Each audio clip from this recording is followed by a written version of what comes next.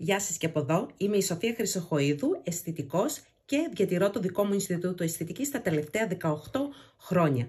Πάμε να δούμε τα πιο συχνά λάθη και λάθη που θέλω να αποφεύγετε κατά την χρήση κάποιων βιταμινών και προϊόντων συστατικών ουσιαστικά στο skin care σας.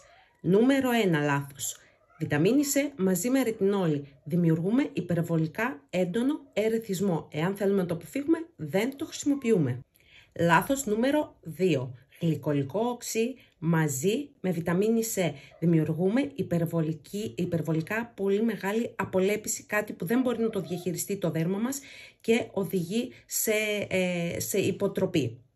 Λάθος νούμερο 3 και πολύ σημαντικό. ΑΧ-BH μαζί με ρετινόλη δημιουργεί υπερβολική ξηρότητα στο δέρμα, κάτι που δεν θέλουμε. Ίσα-ίσα αυτό το διάστημα λόγω του πολύ κρύου θέλουμε έντονη ενυδάτωση στο δέρμα.